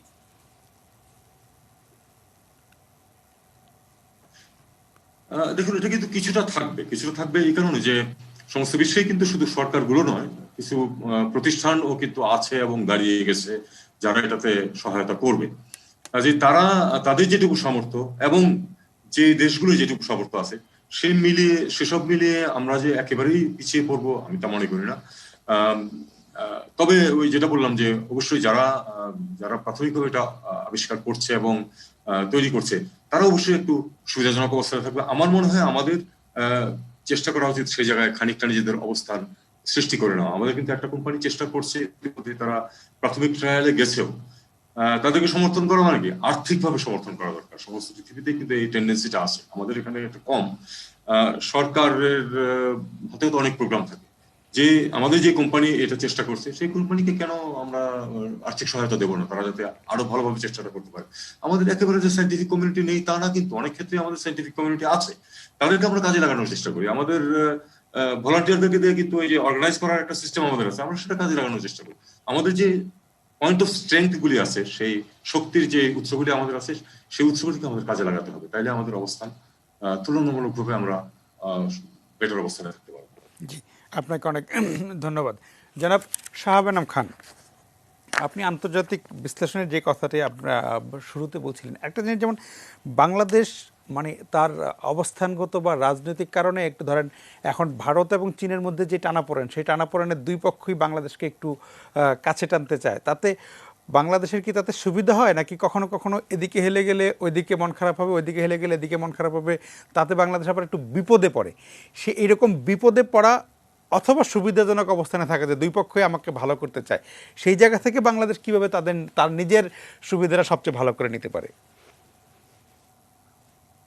প্রথম কথা, এখানে একটা জিনিস আছে, সেই জিনিসটাকে বলা হয়, বা যেটা আমরা আন্তর্জাতিক সম্পর্কে খুব প্রথমেই পড়াই, সেটাকে বলা হয় ন্যাশনাল ইন্টারেস্ট। অর্থাৎ আমাদের ন্যাশনাল ইন্টারেস্টটা কি। এখন এই ন্যাশনাল ইন্টারেস্টটাকে আমাদেরকে বুঝতে হবে। এখন আমরা এই ন্যাশনাল ইন্টারেস্টটাকে কতটুকু ইমপ্লিমেন্ট করি সেটা নিয়ে বিস্তর তর্ক আমরা করতে পারি, কিন্তু এসেনশিয়ালি আমরা এমন একটা জায়গায় এসে দাঁড়িয়েছি যেখানে আসলে আমাদেরকে ভারত মুখাপেক্ষী বা চীন মুখাপেক্ষী বা মার্কিন যুক্তরাষ্ট্র মুখাপেক্ষী হওয়ার এইভাবে ভাবার কোনো কারণ নেই। তবে যে জিনিসটা আমাদের দুর্বলতা সেটা হলো যে এই যে অপরচুনিটি গুলি তৈরি হচ্ছে, সেই অপরচুনিটি গুলিকে আমরা ম্যাক্সিমাইজ করছি কিনা। যেমন ধরেন, আপনাকে আমি 3টা তথ্য দিই।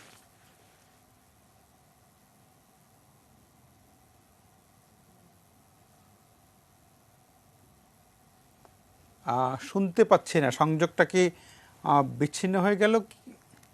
এখন কি দেখা যাচ্ছে? হ্যাঁ হ্যাঁ হ্যাঁ, শুনতে পাচ্ছি, জি প্লিজ। জি আচ্ছা, আমি যেটা বলছি যে বাংলাদেশ এখন এমন একটা জায়গায় আছে, সেইখানে আসলে খুব বেশি কারো মুখাপেক্ষী হয়ে থাকার দরকার নেই। তবে এটার জন্য যে জিনিসটা দরকার সেটা হলো দক্ষতা এবং আমাদের জাতীয় স্বার্থের পিছনে কাজ করা। আমি একটা খুব মজার তথ্য দিই, 3টা তথ্য দিই। এই তথ্য দিলে পরে আপনি বুঝবেন যে আসলে আমরা কোন জায়গাটায় আছি। প্রথম কথা হলো যে প্রতি $1 যদি ইনভেস্ট করা হয় ভ্যাকসিনে, সেই ক্ষেত্রে পৃথিবীর 94টা লোয়েস্ট ইনকাম কান্ট্রি থেকে প্রফিট হয় হলো $44। ফলে আমাদের সাথে খুব বেশি চ্যারিটির কারো কোনো জায়গা নেই। এটা হলো প্রথম ন্যাশনাল ইন্টারেস্টের জায়গা। দ্বিতীয় যে জায়গাটা আছে সেই জায়গাটা হলো যে এটা হলো কাউন্সিল অন ফরেন রিলেশনস মার্কিন যুক্তরাষ্ট্রের। তো তারা একটা স্ট্যাটিস্টিক্স দিয়েছে। তো স্ট্যাটিস্টিক্সটাতে তারা বলেছে যে 97% of all 97% of all antibiotics in the United States came from China. ফলে মার্কিন যুক্তরাষ্ট্র যত মাসলি ফ্লেক্সিং করুক না কেন, তারপরেও দেখা যাচ্ছে যে তার 97% অ্যাক্টিভ ইনগ্রেডিয়েন্ট সব আসে হলো চীন থেকে। সুতরাং বাংলাদেশকে এখানে চিন্তা করতে হবে যে এই তথ্যগুলি, অর্থাৎ যে এই সায়েন্টিফিক তথ্যগুলি আছে, যে কারা সাপ্লাই করবে বাই 2023-তে, কার কতটুকু প্রোডাকশন ক্যাপাসিটি হবে 2024-এ, কার কতটুকু প্রোডাকশন ক্যাপাসিটির মাধ্যমে বহির্বিশ্বে রপ্তানি করতে পারবে, সেই ক্যালকুলেশন গুলি যদি আমরা করি, তাহলে আমরা খুব ক্লিয়ারলি একটা জিনিস দেখতে পাবো যে বাংলাদেশ আসলে একটা খুব কমফোর্টেবল জায়গায় আছে। সুতরাং বাংলাদেশকে কে কাছে টানলো, কে দূরে ঠেলে দিল, সেটার চেয়েও বড় কথা হলো যে বাংলাদেশ কতটুকু বার্গেন করবে এবং এই বার্গেনিং এ বাংলাদেশ কি চায়, এবং সেই জায়গাটায় আমরা একটা সন্তোষজনক জায়গায় আছি। এখন বাকিটা যেটা থাকে সেটা হলো যে বাংলাদেশকে চিন্তা করতে হবে যে এই হেলথ মিনিস্ট্রি বলেন, ফরেন মিনিস্ট্রি বলেন, ফাইন্যান্স মিনিস্ট্রি বলেন, বিভিন্ন দপ্তর বলেন, তাদেরকে একটা সমন্বিতভাবে চিন্তা করতে হবে যে এই তথ্যগুলির মাধ্যমে আমরা ম্যাক্সিমাম আমাদের বার্গেনিং, ম্যাক্সিমাম আমাদের নেগোসিয়েশনটা কি করতে হবে। জি, আপনাকে সুতরাং কেউ অসন্তুষ্ট হবে বা কেউ সন্তুষ্ট হবে সেইটা আসলে ভাবার কোনো জায়গা নেই। কারণ চীন আমাদেরকে দিবে কারণ তার ইন্টারেস্ট আছে, ভারত আমাদেরকে দিবে তার ইন্টারেস্ট আছে, মার্কিন যুক্তরাষ্ট্র দিবে কি না দিবে সেটা তার ইন্টারেস্ট আছে। সুতরাং আমাদেরকে এখানে আমাদের কস্ট এফেক্টিভনেসটা ক্যালকুলেট করে আগাতে হবে, সিম্পল। জি, আপনাকে অনেক ধন্যবাদ। আমরা একটা বিরতিতে যাচ্ছি, বিরতির পরে আলোচনায় ফিরবো। প্রিয় দর্শক, আশা করি ফিরে এসে আপনাদের সঙ্গেই পাবো।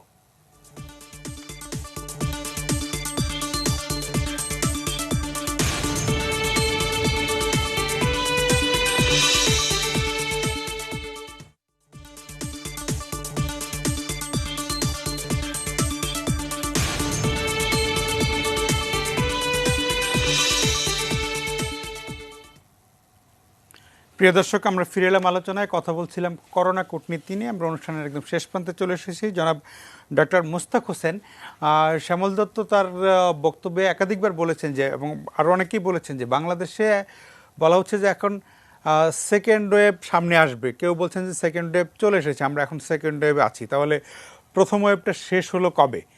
আর সামনের শীতে যে মোকাবেলার কথা বলা হচ্ছে সব মিলিয়ে, এবং পৃথিবীতে অনেক জায়গায় সেকেন্ড ওয়েভের কথা, সব মিলিয়ে বাংলাদেশের এখনকার করোনা সিচুয়েশনটা আসলে কি? আমরা কি প্রথম ওয়েভ শেষ করেছি, মানে সামনে সেকেন্ড ওয়েভ অপেক্ষা করছে? আমরা কি এখন একটা সেফ জোনে আছি, নাকি সামনে আরও বড় বিপদ? কি মিলিয়ে, সব মিলিয়ে বাংলাদেশ এখন ঠিক কোন জায়গায় আছে? হ্যাঁ, সেকেন্ড ওয়েভ, থার্ড ওয়েভ, এই কথাগুলো হচ্ছে সেটা বোঝাতে যদি করোনা সংক্রমণটা কোনো একটা দেশে তাৎপর্যপূর্ণভাবে কমে যায়। আমরা বাংলাদেশের ক্ষেত্রে যেটা বলতে পারি যে করোনা শনাক্তের হার যদি শতকরা 5-এর নিচে চলে যায় এবং পরপর 3 সপ্তাহ থাকে এবং প্রতিটি জেলা থেকে নমুনা সংগ্রহ করা হয়, প্রতিনিধিত্বমূলক নমুনা, তাহলে বলতে পারি যে আমরা একটা পর্ব পার হতে যাচ্ছি। হ্যাঁ, যতদিন পর্যন্ত পৃথিবীর অন্যান্য দেশে করোনা মহামারীর সংক্রমণ মহামারী পর্যায়ে থাকবে, পুনরায় সংক্রমিত হওয়ার আশঙ্কা সব দেশের জন্য প্রযোজ্য। এবং কোন কোন দেশে সংক্রমণটা কমে গিয়ে আবার শুরু হয়েছে, সেটাকেই বলা হচ্ছে দ্বিতীয় ঢেউ কিংবা দ্বিতীয় ধাক্কা বা দ্বিতীয় পর্ব। বাংলাদেশ সহ প্রতিটি দেশ সেই ঝুঁকির মধ্যে আছে। সেটা আগামী মাসেও হতে পারে, তারপরের মাসেও হতে পারে। এর সাথে শীতকালের সম্পর্ক নেই, গরমের কালেও হতে পারে। নিউজিল্যান্ডে যখন আপনার নতুন করে করোনা সংক্রমণ শুরু হলো, সেটা কিন্তু তাদের যে গ্রীষ্মকাল বলা যায়, অথবা শীতকাল, আমি ঠিক পরিষ্কার নই, তাদের তা আমাদের থেকে উল্টো তাদের সিজন। কাজেই গ্রীষ্মকালেও আপনি আবার পুনরায় সংক্রমণ হয়ে সেই গ্রাফটা, সংক্রমণের গ্রাফটা আবার উঁচু দিকে উঠতে পারে। আমাদের বাংলাদেশ সেই ঝুঁকিতে অবশ্যই আছে। আমাদের, তবে একটা কথা ঠিকই বলেছেন আমাদের তৌহিদ ভাই, যে আমরা তো প্রথম ঢেউয়ের মধ্যেই আছি। আমরা এখনো বিপদ সীমার বেশ উপরে আছি। শতকরা 10 ভাগের উপরেই কিন্তু আমাদের শনাক্তের হারটা আছে, এবং সংখ্যার দিক দিয়ে কিন্তু নেহাত কম না। আমাদের সংক্রমণের হার ইত্যাদি প্রথম 15টা দেশের মধ্যে অন্যতম, এবং মৃত্যুর যে হারটা সেটা প্রথম 30টা দেশের মধ্যে অন্যতম। অবশ্য বিশ্বব্যাপী মৃত্যুর সংখ্যা কমে আসছে, চিকিৎসা ব্যবস্থা উন্নত হয়েছে, ইত্যাদি নানা বিষয়ে আছে। তবে আমাদের জনসংখ্যা অনুপাতে মৃত্যুর সংখ্যা বা সংক্রমণের সংখ্যা কিন্তু প্রথম 20-30টা দেশের ভিতরে আছে, 200-র উপরে বেশি দেশ রয়েছে। কাজে এক্ষেত্রে আমাদের যদি সংক্রমণটা কমিয়ে আনবার জন্য সর্বাত্মক চেষ্টা না করা হয়, এই সংক্রমণ যেটা আছে সেটা যদি আরো বেড়ে যায় আগামী মাসে, সেটা কিন্তু আমাদের সামাল দেওয়া খুবই কঠিন হবে। এই জন্যই বারবার বলা হচ্ছে যে প্রস্তুত হন। মাননীয় প্রধানমন্ত্রী খুবই মানে তার বক্তব্যে আমি মনে করি যে আমাদের যা কর্তৃপক্ষ আছেন, স্বাস্থ্য বিভাগ থেকে শুরু করে সাধারণ প্রশাসন, পুলিশ বাহিনী এবং অন্যান্য সংগঠন, তাদের মধ্যে যে একটা শৈথিল্যের ভাব চলে এসেছিল, তারা কিন্তু নড়ে চড়ে বসছেন। মন্ত্রণালয়ে বেশ কয়েকটা মিটিং হচ্ছে, স্বাস্থ্য দপ্তরে মিটিং হচ্ছে, প্রশাসনের মিটিং হচ্ছে, যে কিভাবে আমরা পরবর্তী বিষয়ে আমরা প্রস্তুতি নেব। তবে সবচেয়ে আগে প্রস্তুতি নেওয়া দরকার, আমাদের বিশ্ববিদ্যালয়, কলেজ, স্কুল সেই মার্চ মাস থেকে বন্ধ আছে। আমরা শতকরা 5-এর নিচে সংক্রমণ যদি শনাক্তের হারটা নামিয়ে আনতে না পারি, এগুলো খোলা যাবে না। প্রথম পর্যায়ে বিশ্ববিদ্যালয়ে, জাহাঙ্গীরনগর বিশ্ববিদ্যালয়ের মতো যেগুলো আবাসিক বিশ্ববিদ্যালয়, যাদের প্রবেশ এবং নির্গমন নিয়ন্ত্রণ করা যায়, সেখানে মহড়া দেওয়া উচিত। এই শিক্ষা প্রতিষ্ঠানকে আমরা বছরের পর বছর বন্ধ রাখতে পারি না। এবং এরকম আরো কিছু জরুরি এবং প্রয়োজনীয় অর্থনৈতিক কর্মকাণ্ড কিন্তু এখনো বন্ধ আছে, অনেক মানুষের জীবন জীবিকা জড়িত। কাজে আমাদের এই প্রথম ধাক্কাটা, প্রথম ওয়েভটা আমাদের কমানো দরকার। তারপরে আমরা প্রস্তুতি নেব যে দ্বিতীয় ঢেউ যদি আসে, তাকে কিভাবে দ্রুত শনাক্ত করা যায়। শনাক্তকৃত রোগীকে আইসোলেশন করে আলাদা করে চিকিৎসা দেবো, তার সাথে লোকদের কোয়ারেন্টাইন করবো। যে ফর্মুলা প্রথম থেকে হচ্ছিল সেটা নতুন করে আবার আমাদের ঝালাই করতে হবে। তবে বর্তমান সংক্রমণটা কমিয়ে আনতে হবে, যেন আমরা বিশ্ববিদ্যালয়, স্কুল, কলেজ খোলার মতো সিদ্ধান্ত নিতে পারি। এবং এই কাজটা আমাদের প্রথম কাজ। তারপরে আমরা দ্বিতীয় ওয়েভের প্রস্তুতি এই কাজের মধ্যে দিয়ে হবে। এই কাজটা যদি ভালোভাবে করতে পারি, আমরা নিশ্চয়ই পুনরায় সংক্রমণ হওয়ার যে আশঙ্কা বিশ্বব্যাপী রয়েছে, আমাদেরও রয়েছে। সেটা আর আমাদের এখানে তো সংক্রমণের আরো ঝুঁকি আছে, যে দেশের বাইরে ভারতে সংক্রমণ দিন দিন বাড়ছে, নেপালে বাড়ছে, এবং ইউরোপের সাথে আমাদের বিমান যোগাযোগ চালু হচ্ছে, সেখান থেকেও রোগী আসবে। কাজেই আমাদের তো কোনোভাবেই তো এই বিষয়গুলো হালকাভাবে নেওয়ার অবকাশ নেই। ধন্যবাদ। না, কিন্তু আমরা প্রথম যেই ওয়েব বা যেটাতে আমরা আছি সেখান থেকে আমাদের দ্বিতীয় ওয়েবের শিক্ষা নেওয়ার কী আছে? যেমন এখন বলা হচ্ছে কিন্তু যে সব কিছু খোলা রেখে, অর্থনৈতিক চালু রেখেই দ্বিতীয় ওয়েব করোনা মোকাবেলার চেষ্টা করা হবে। সেই ক্ষেত্রে কি সেই চেষ্টাটা মানে সফল হওয়া বা এই সাফল্য কতটুকু হতে পারে, সেইটার ব্যাপারে কোনো আপনাদের ব্যাখ্যা কি বা বৈজ্ঞানিক ব্যাখ্যা কি? সকল কিছু খোলা রাখা ভালো, স্বাভাবিকতা ভালো, কারণ জনস্বাস্থ্যের জন্য এটা খারাপ না। কিন্তু স্বাভাবিকতা বলতে যদি বলি যে আমাদের স্বাস্থ্যবিধি আমাদের মেনে চলা প্রয়োজন নেই, আমরা সন্তুষ্ট থাকি আমাদের মৃত্যু হার নিয়ে, তাহলে কিন্তু আমাদের বড় বিপদ অপেক্ষা করছে। বেশ অনেক দেশে আমরা এরকম যারা আত্মতুষ্টিতে ভুগেছে, সরকার থেকে শুরু করে দেশের মানুষ, তারা কিন্তু চড়া উন্নতি পেয়েছে। দক্ষিণ আফ্রিকায় বলুন, ব্রাজিল বলুন, মার্কিন যুক্তরাষ্ট্র, ইউরোপের কথাই ধরুন, তারা ভেবেছে যে চীনের থেকে তারা অনেক উন্নত, তাদের স্বাস্থ্য ব্যবস্থা, তারা কিন্তু পাত্তা দেয়নি। আমরা কিন্তু প্রথম দিকে সবকিছু বন্ধ করে দিয়েছিলাম। কিন্তু এখন যে আমরা বা আফ্রিকার বিভিন্ন দেশ, দক্ষিণ পূর্ব এশিয়া, সবাই আমরা প্রথম ধাক্কা শুরু হওয়ার আগেই বন্ধ করে দিয়েছি। এখন আমরা যদি সেই যে ভুলটা করি, যে ভুলটা মার্চ এপ্রিল মাসে ইউরোপ আমেরিকা করেছে, বাংলাদেশ সহ তৃতীয় বিশ্বের দেশগুলো যদি সেই ভুলটা আমরা এখন করি, তাহলে কিন্তু আমাদের ওই পরিণতিতে যেতে কিন্তু আমাদের খুব একটা দেরি হবে না। এটা মনে করার কোনো কারণ নেই যে কোনো ঋতুর সাথে, তাপমাত্রার সাথে এই করোনা ভাইরাসের সংক্রমণ আছে। ইমিউনিটি ডেভেলপ করে কিনা প্রচুর সন্দেহ আছে। যাদের মধ্যে অ্যান্টিবডি পাওয়া যাচ্ছে, অ্যান্টিবডিও খুব রিলায়েবল বা নির্ভরযোগ্য মাত্রায় মাপা যাচ্ছে না বলে বিশ্ব স্বাস্থ্য সংস্থা এখন সেটা অনুমোদন দেয়নি, বাংলাদেশও দেয়নি। সেক্ষেত্রে কিন্তু শতকরা 100% রোগী যারা করোনা হয়েছে তাদের সবার মধ্যে অ্যান্টিবডি পাওয়া যাচ্ছে না, এবং সেই অ্যান্টিবডিটাও কিন্তু কয়েক সপ্তাহ থাকছে, এক দুই সপ্তাহ চলে যাচ্ছে। এই জন্য টিকা আবিষ্কারের ক্ষেত্রে কিন্তু হিমশিম পোহাতে হবে যে টিকা আবিষ্কার হওয়ার পরে সেটা কতটুকু প্রতিরোধ ক্ষমতা তৈরি করতে পারে, সেটা কতদিন। যদিও বিশ্বের নেতৃবৃন্দ বলেছেন যে যদি 2 সপ্তাহের জন্য এই টিকা রোগটা থামিয়ে রাখতে পারে শতকরা 50% লক্ষ্য, তাহলে আমরা ট্রান্সমিশন চেইনকে, সংক্রমণের শিকড়টাকে আমরা বন্ধ করতে পারবো। কথা ঠিক, কিন্তু এতে প্রতিরোধ ক্ষমতা গড়ে ওঠে কিনা অটোমেটিকলি, এটা নিয়ে কিন্তু এখনো পর্যন্ত কোনো নির্ভরযোগ্য প্রমাণ পাওয়া যায়নি। যদিও আমরা জানি যে কোনো ভাইরাস জনিত যে মহামারী, সেটা একটা পর্যায়ে গিয়ে জনগোষ্ঠীর মধ্যে একটা প্রতিরোধ ক্ষমতা গড়ে ওঠে। সেই প্রতিরোধ ক্ষমতা গড়ে তুলবার জন্য যে ফর্মুলা, সেই ফর্মুলা কিন্তু এই করোনা ভাইরাসের যে মৃত্যুর হার, বাংলাদেশে তো আমাদের অনেক বেশি মৃত্যু সেই সহ্য করতে হবে, অনেক বেশি ক্ষয়ক্ষতি সহ্য করতে হবে। সেটা করে তো আমি সেই প্রতিরোধ ক্ষমতা অর্জন করতে পারবো না। যে এক্ষেত্রে আমাদের স্বাস্থ্যবিধি মেনে আমাদের রক্ষা করতে হবে, এবং টিকা যদি আমরা সফল হই সেটা আমাদেরকে আনবার জন্য চেষ্টা করতে হবে। যে আলোচনাগুলো আমাদের এফেক্ট করতে হবে। জি, আপনাদের সবাইকে অনেক ধন্যবাদ। সবাই সাবধানে থাকবেন প্রিয় দর্শক। একদম সহজ কথা, মাস্ক ব্যবহার করা, সামাজিক দূরত্ব বজায় রাখা, পরিচ্ছন্ন থাকা, হাত ধোয়া, স্যানিটাইজেশন, যা যা আমরা এতদিন করেছি সেগুলি অবশ্যই বজায় রাখতে হবে। কারণ প্রথম ওয়েব না দ্বিতীয় ওয়েব না তৃতীয় ওয়েব সেটা জানি না, কিন্তু করোনার বিপদটা এখন আমাদের ঘাড়ের উপরে আছে। সাবধানে থাকতে হবে, নিরাপদে থাকতে হবে। ভালো থাকবেন সবাই।